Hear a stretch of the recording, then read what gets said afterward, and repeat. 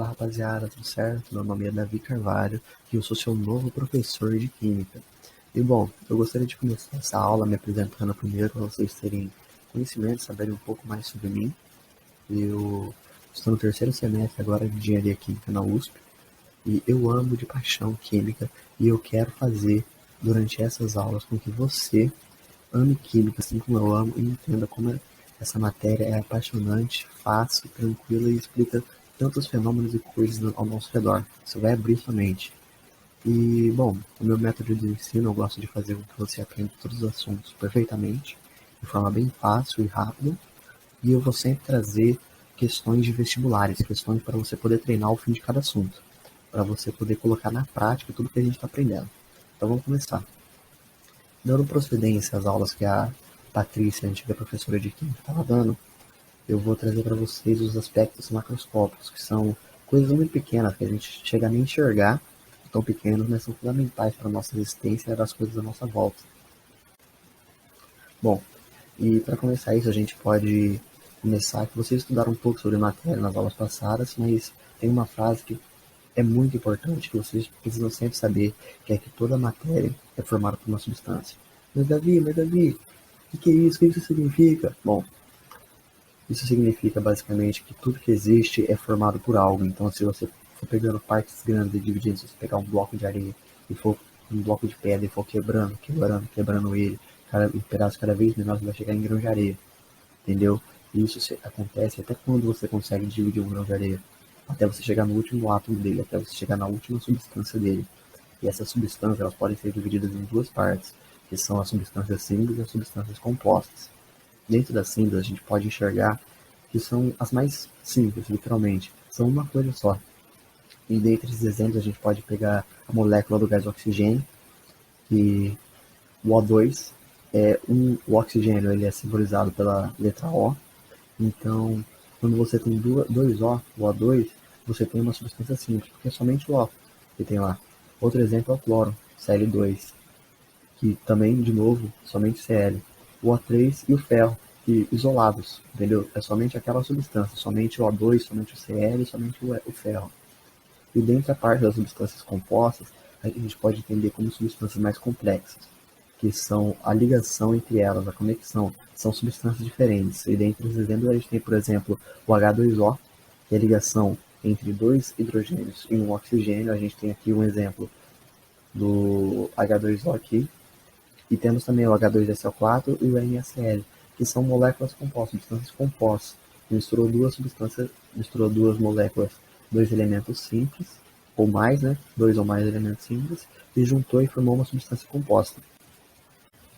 Outro exemplo que a gente pode trazer é a alotropia, que são basicamente substâncias simples formadas pelo mesmo elemento químico. Restritos elementos sofrem a alotropia.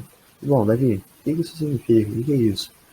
É muito fácil de você poder entender. A gente pode pegar, por exemplo, um exemplo daquele desenho antigo de Newton, não sei se vocês chegaram a assistir, só que nele ele pegava, em toda a abertura, ele pegava um pedaço de carvão e fazia todo um processo químico e físico e transformava o carvão em diamante.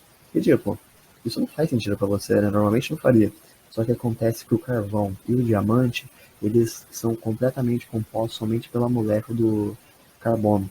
Somente o carbono, lá só tem carbono. São ligações diferentes e arranjos diferentes que formam ou um carvão, que tipo assim, não tem tanto valor pra gente, é algo bem comum, tanto um diamante. Então, basicamente, o que vai diferenciar eles é o quanto é a formação deles, entendeu? É quantos carbonos tem lá, a formação deles, como eles estão colocados, e isso é basicamente a alotropia, essas substâncias simples que são formadas de diferentes modos.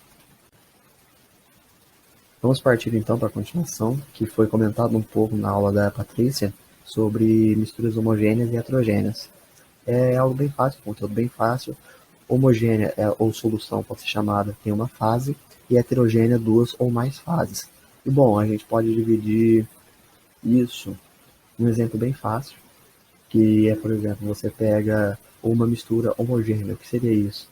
Você pega um copo de água, imagine um copo de água, você coloca uma colherzinha de açúcar e mistura.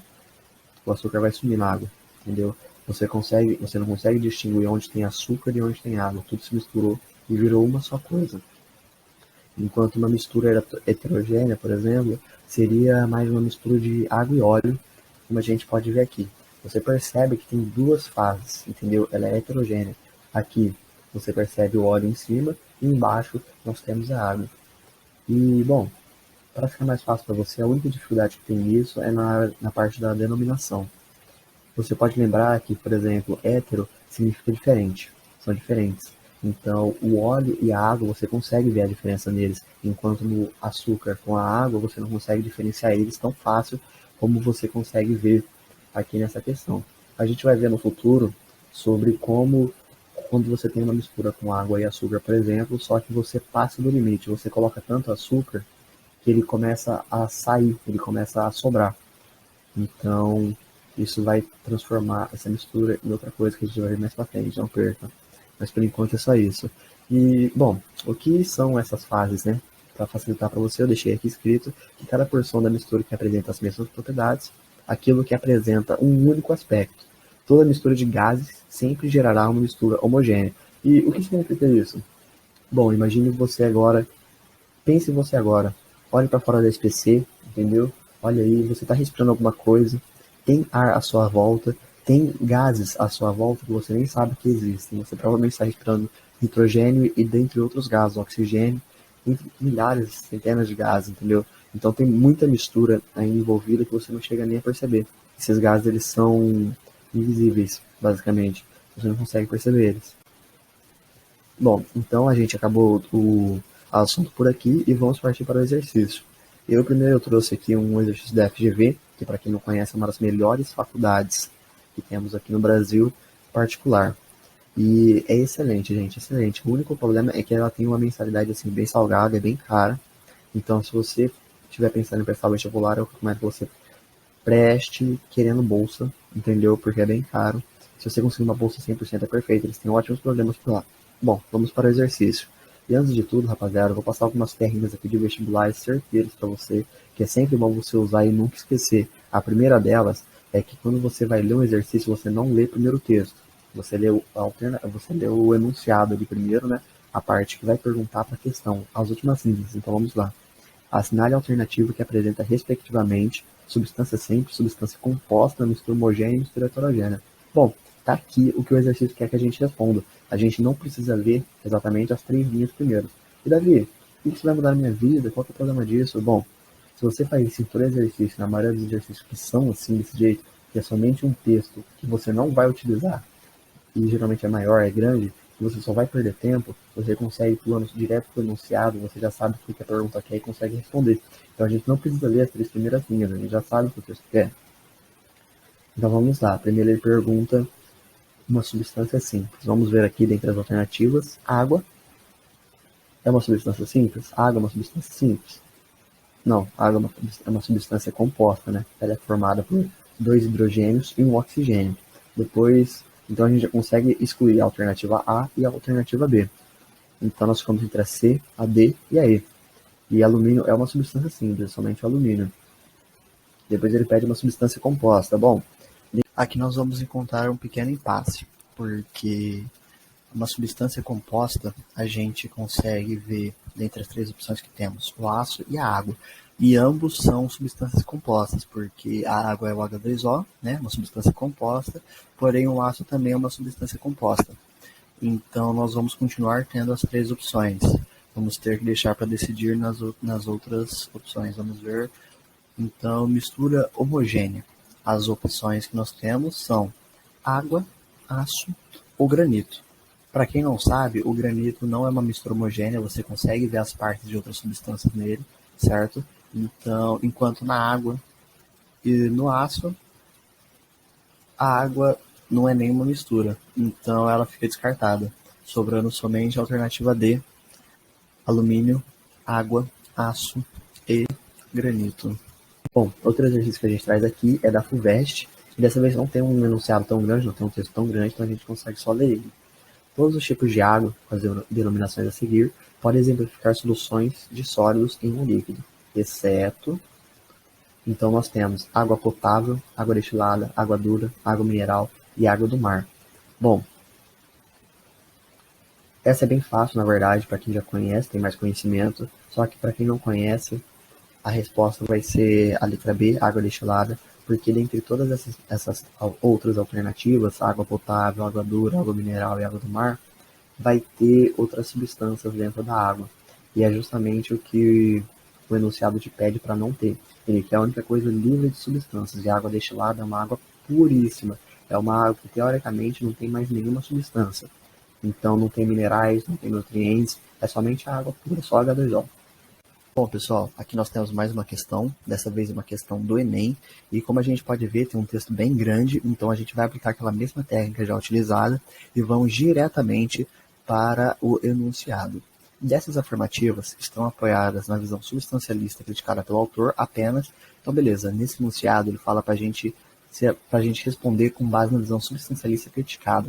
Então, o que isso quer dizer, substancialista criticado?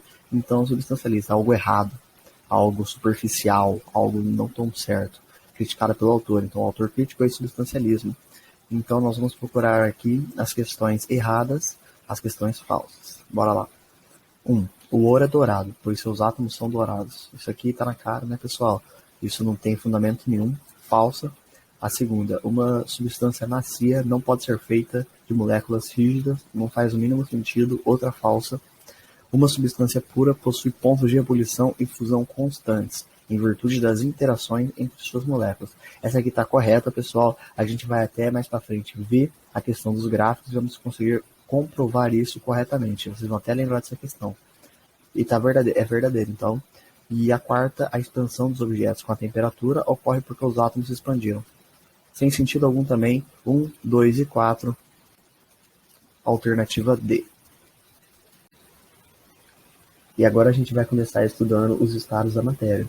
Bom, rapaziada, a gente pode dividir entre os estados da matéria entre sólido, líquido e gasoso de forma errônea, na verdade. Não errônea, mas é a forma mais básica que tem, é a forma que vai cair no seu vestibular. Então é isso que a gente vai abordar. Porque existem outros estados de matéria, só que eles não caem tanto nos vestibulares, não são estudados tanto no ensino médio. Bom, o sólido, algumas características dessa fase do sólido é o volume e a forma constante, no líquido a forma variável e o volume fixo, no gasoso forma e volume variável. Bom, aqui eu deixei aqui no lado algumas exemplificações de moléculas de cada um dos sólido, líquido e gasoso. Vamos começar pelo sólido. Esses círculos exemplificariam as moléculas, então o sólido, geralmente as moléculas estão todas juntas, elas são bem aglomeradas e tem pouca agitação e menor quantidade de energia estocada. Bom, o que isso significa, gente? É algo muito importante para você saber. Imagina aí, pega esse exemplo que eu deixei aí para o sólido, líquido e gasoso, esse circulinho com as moléculas dentro. Os sólidos são todas juntos, eles estão sempre bem aglomerados. E eles não ficam, por exemplo, no último exemplo ali, o gases, em que está indo cada um para uma direção, eles estão soltos, entendeu? O que o gás vai fazer? Ele vai ficar batendo e voltando e eles vão ficar se esbarrando e gerando cada vez mais energia. Cada vez que o gás se agita, as moléculas se agitam e elas se batem, gera mais energia. Então, no caso do sólido, que as moléculas elas não se agitam, elas estão bem aglomeradas, elas não estão espaçadas, e elas não ficam se batendo, então vai ter uma menor energia. Na questão do líquido, nós temos a questão de que ele não tem as moléculas tão aglomeradas e não tem uma forma definida. O líquido ele vai se moldar conforme o local em que está armazenado. A gente pode pegar, por exemplo, a água, ela não tem uma forma física assim definida. Ela vai estar sempre se adaptando ao que está prendendo nela. Por exemplo, um copo. A gente coloca água no copo e a água vira do formato do copo, independente do formato do copo que fosse. Um copo redondo, um copo quadrado, entendeu? Vai levando nisso. Enquanto os gases são distantes e não se atraem. O gás não tem uma forma ou volume definido e, quando dentro de um recipiente, cobrirá ele todo. O que isso significa? Seu quarto está totalmente fechado, certo? As janelas estão fechadas, a porta está fechada, totalmente lacrado. O gás que está aí dentro, ele não está ocupando o sol que está tipo, em torno de você. Não é o sol que você está respirando. O gás, ele está no seu quarto todo. Ele preenche cada pedacinho da sua parede. Ele está em todo canto. Bom, e agora a gente vai estudar os processos de mudança de fase. Dentre eles, a gente tem a fusão, que é a passagem do estado sólido para o líquido, a vaporização, que é a passagem do estado líquido para o gasoso, A questão do sólido para o gasoso ou gasoso para o sólido, tanto faz, é a sublimação.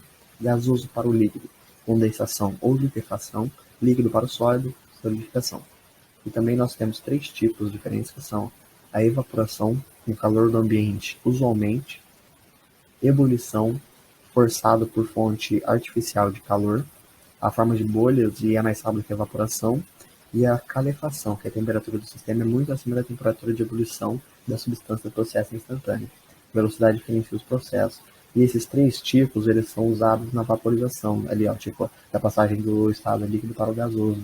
Então, ao invés da vaporização, você pode estar usando ebulição, evaporação, né, no caso, ou a calefação. E tem essas 3 diferenças aí. Agora nós vamos estudar uma coisa que cai bastante nos vestibulares, que são os gráficos, para essa questão, para substâncias puras, que a gente já viu, né, que são puras, né, não são misturas. A gente vai ter esse primeiro gráfico, onde a gente começa, a gente pode pegar, por exemplo, água, H2O, e começa a -4, então você imagina que ela está a -4, a água está congelada, então vai ser um cubo de gelo, por exemplo, e o gráfico está em função da temperatura e tempo. Então, conforme aumenta a temperatura, vai aumentando o tempo também. Bom, começamos com -4, imaginei o gelo, ele é físico, ele é sólido, e aí aumentou a temperatura até 0 graus. Quando isso acontece, é o momento em que vai ter a fusão desse gelo. Então, o que é a fusão, gente? Acabamos de ver. É a transformação do sólido para o líquido. Então, nesse estado aqui, em que ele vai virar constante, vai passar o tempo e vai continuar nisso, é a transformação do gelo em líquido. E isso acontece geralmente, principalmente na água, que é algo constante, é a 0 graus Celsius. Depois de um certo tempo em que todo o gelo se transformou em líquido, a gente vai ter o processo que vai ter somente líquido e vai aumentando a temperatura em função do tempo novamente. E aí, ao atingir 100 graus, nós vamos ter a parte da ebulição, em que vai ser transformado o líquido em gás. Só que durante todo esse processo, que a temperatura vai continuar igual, nós vamos ter a transformação do líquido para o gás e vamos ter uma mistura. Então, ao mesmo tempo que tem líquido, também vai ter gás. Então, depois de um certo tempo, essa transformação vai virar totalmente gasificada, vai ter somente gás lá. Outro gráfico que a gente tem é o gráfico das misturas, em que, de novo, é o mesmo estilo de gráfico de temperatura em função de tempo, só que dessa vez a gente vai ter uma diferença, porque não vai ter somente uma substância pura, no caso, como é o caso da água que a gente estava fazendo.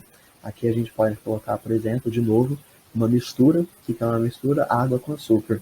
Então, água e açúcar têm diferentes pontos de fusão e diferentes pontos de ebulição. Então, ele não vai ser tão constante como o outro gráfico. Aí a gente vai ter aqui, de novo, começando sólido. Aí, na hora do ponto de fusão, a gente não vai ter algo constante, a gente vai ter algo variável. Então, a gente vai utilizar o delta. Delta, para quem não sabe, é para variação. Então, essa variação do ponto de fusão vai ser contada e depois aumenta. De novo, seguindo o mesmo estilo ali, se transforma tudo em líquido. E depois, no ponto de ebulição, vai ter outra variação, ela não vai ser constante. E vai ter o delta de novo. E bom, outros 2 gráficos que a gente vai utilizar, mas não são tão importantes, é o gráfico de uma mistura eutética. O que é isso? A temperatura de fusão constante e de ebulição variável. Vai se comportar como uma substância pura na fusão. Então, a temperatura de fusão dela no gráfico vai ser constante. Então, vai ser a temperatura de fusão vai ser como no primeiro gráfico. E a de ebulição vai ser como no segundo gráfico, vai ser a mistura dos dois. Enquanto na mistura azeotrópica, é a temperatura de fusão variável e de ebulição constante. Então é o contrário da mistura eutética. E bom, gente, chegamos ao fim de outro assunto. Nós vamos agora abordar um exercício da VUNESP de 1991. A gente tem aqui o naftaleno, comercialmente conhecido como naftalina, empregado para evitar baratas em roupas. Funde em temperaturas superiores a 80 graus Celsius e sabe-se que a bolinha de naftalina a temperatura ambiente tem suas massas constantemente diminuídas, terminando por desaparecer sem deixar resíduos. Essa observação pode ser explicada pelo fenômeno da... E bom, gente, isso aí é bem fácil até, né? A gente pode ver que está transformando de sólido para gasoso, porque a bolinha está desaparecendo, e isso é a função da sublimação, alternativa B. Bom, gente, essa foi a aula de Química de hoje. Eu agradeço muito para quem assistiu até aqui. Não esqueçam de acompanhar os conteúdos de todas as matérias aqui do Estudar. Até mais, rapaziada.